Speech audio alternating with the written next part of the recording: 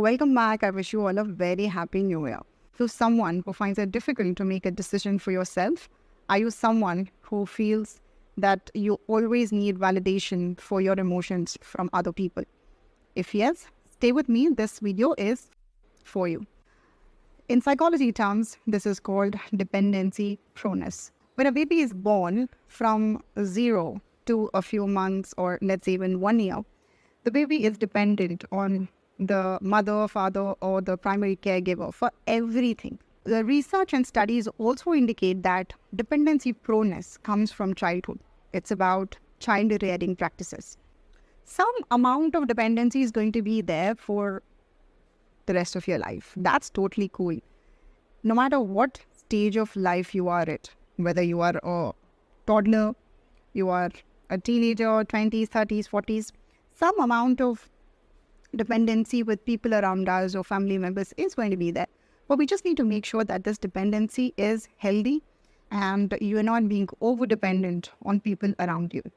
J.B.P. Sinha in 1968 defined dependency proneness as a cultural phenomenon. The signs of dependency are that you're always seeking help from others, you always seek attention from other people, you want your emotions to be validated by other people. Over-dependency is a phenomenon where you can be independent, but you choose still to be dependent on others. Being independent, on the other hand, is about taking initiative, doing things on your own. You know exactly when to do, what to do. You depend less on others. You know that you have a choice which you can make. You're more trying to be on your own. Emotional dependency is about always seeking protection from others, always seeking affection from others. And you're always are looking for other people to validate your emotions. You are not sure how you feel. You want somebody to tell you that you're happy, you're sad, you're not feeling good, you're upset. So you always seek this kind of attention from other people, and that's being emotionally dependent. Seeking help is self-explanatory. I really don't have to talk about it. Is that even though you are in a position to help yourself, you reach out to other people to help you. And sometimes it baffles me. I see so many people doing this. One of the reasons is that you simply don't want to exhaust your own resources. You know that people around you are there to help you. You take it for granted. You want other people to help you. Passivity is when a person needs to be consistently told what to do. There are people you may have noticed around you. They do not do things until and unless you ask them to do. Studies and research indicate that dependency proneness is encouraged primarily by mothers. Yes. And that is being overprotective about a child. Dependency behavior, while the child is being brought up, they become dependent when they grow up.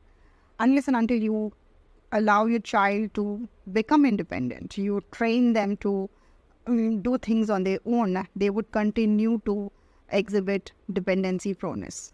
Dependency proneness, people, they like to follow others. Whatever others tell them, they follow it. They don't question them. They don't challenge what they're being told. They follow elders. Now, this is a little tricky one. I am not saying don't follow elders. Please don't start disrespecting your elders and then quote my video. Don't do that. What I'm trying to say is that sometimes we need to understand that our elders or our ancestors were a part of different environment, different circumstances. What they went through is different from the current times. Now, what they do could be more relevant to their times and may be irrelevant to our times. So what you need to understand is whenever someone tells you something, you need to question them. You need to challenge their belief system or whatever they are telling you. You need to understand it practically. People who are dependency prone, since they are so used to listening to other people, or they just follow people blindly and they don't question elders, whatever they tell them, they just follow it. They kind of start to be very unpractical. One of the important things you notice is that people who are dependent, they have less cognitive development. Very important to note. People who challenge beliefs, people who challenge value system, people who talk about challenging whatever is being told to them. They're more pragmatic with the current times. Their cognitive development is much faster and is much better than people who are impractical and they live by just tradition, superstitious, and the old cultural phenomena. Psychologist Mr. J.B.P. Sinha identified 4 types of dependency proneness. The first one is affection affiliation. Someone who's consistently seeking advice, seeking support, seeking emotional support, always want to take orders from someone. You don't want to make a decision, but you're always taking orders from someone. Do this, do that. You're happy because you know what to do, where to do, how to do it. So you're going always like to be protected by others. You like to be encouraged by others. You are not motivated by yourself. You are not encouraging yourself. So you always want others to do everything for you. The second one is lack of internal control. The people who have lack of internal control, they don't want to take accountability. They do not want to feel responsible. They get discouraged whenever they have to do something where they have to take responsibility because they know that they don't have internal control. And the people are the ones, they do not want unfavorable outcome. The moment you ask them to take a responsibility, they will run away. They avoid risk taking. They avoid risk taking behavior. They have an escape behavior. If something goes wrong, they just know how to escape. They want to run away. They don't want to be a part of taking responsibility, owning the responsibility. They always will say that, oh, it was someone else who did this or did that. It was not me. So they never take responsibility. They never own responsibility. Fourth one is conformity. That is lacking a capability of taking decisions or weak judgments. You are not able to judge a situation. You're not able to evaluate a situation and take a correct decision. It is a known fact that personality development happens at home. Family members, this is the primary environment a child grows up. It is family which teaches a child for social norms, gives a value system, belief system, what is that we should believe in, what is that you should not believe in, what is good, what is bad, what is discipline, what is not discipline, what is okay, not okay. All this is taught by family members. Therefore, family members or the relationships you have within family is one of the very important factors for any person. Even though a child grows up and becomes an adult, the maturity model of an adult primarily is based on the way the child is brought up, the experiences a child had during childhood. Every experience a child has during childhood is going to impact a child much more than the experiences he or she will have in adult life. I'm going to talk about an example I recently came across. Is that there is a family I know, and the father in that family stated that my son does not eat dinner or does not have dinner till I come from office and feed him. And that's a daily routine. And it just baffled me at that time. And I questioned, why is it that they have created this as a practice every day? Now, I understand parents having the love, affection, you wanting to pamper your children, and that's at its place. What you're trying to create here is you're telling the child that you cannot have dinner or you cannot have food if I am not feeding you every day. This is one of the classic examples of dependency proneness. You are making your child dependent. So I'd request all the parents that parents play a very, very important role in how they bring a child up, giving them either a dependability environment or an independent environment. Good parents have first good traits. When I talk about good traits, I'm talking about kindness, fairness, having discipline, having good value system. When a child is looking at his or her parents, they automatically emulate them.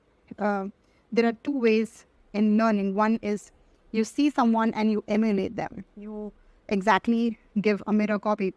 And second is, should you think the child needs to be coached or they need to be trained? A parent should be fair, loving, but strict and disciplined at the same time.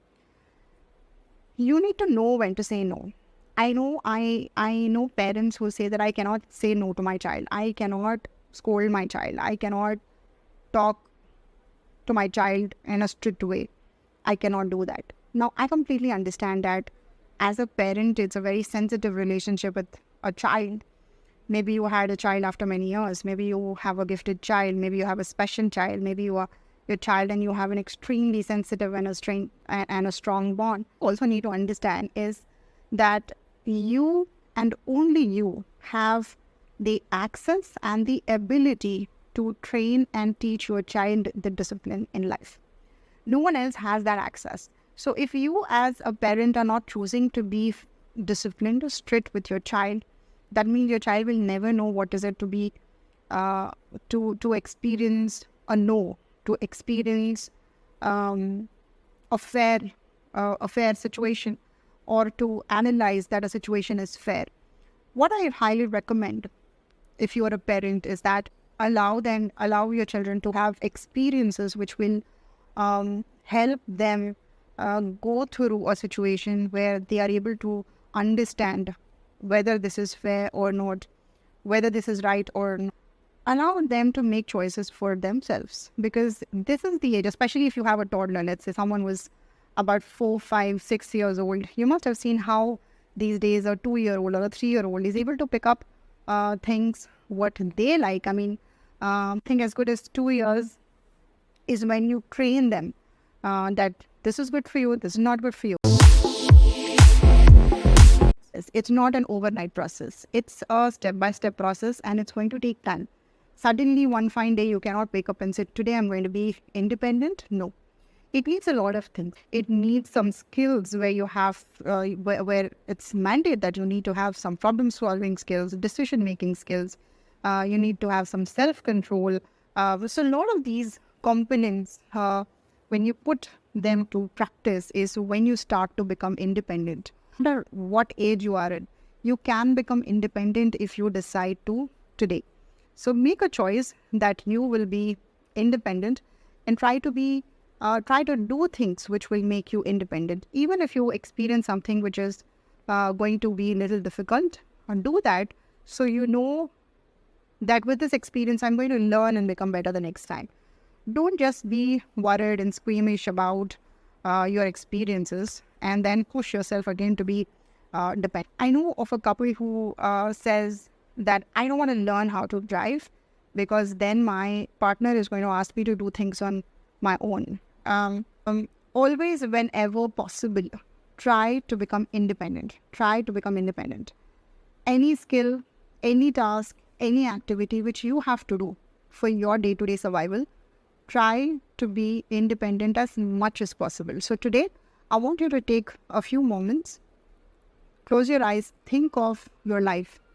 Think of what are the things which you are dependent on other people, even if it is your mother, father, your partner, your children, or your friends, family members. What are the things which you are dependent on others that you want them to do for you? Close your eyes. Think about this. Think about what are the activities you're not able to do yourself. Is it that you're not able to drive or ride a bike, so you always want someone to help you to go here, go there, go for shopping? Is it that you don't have access to that app where you always call someone to give access to that app? Is it that you are scared of going alone to grocery shopping or going to a supermarket? What is it? Think and then ask these questions. Can I put some efforts and try and become independent? Can I not have someone next to me?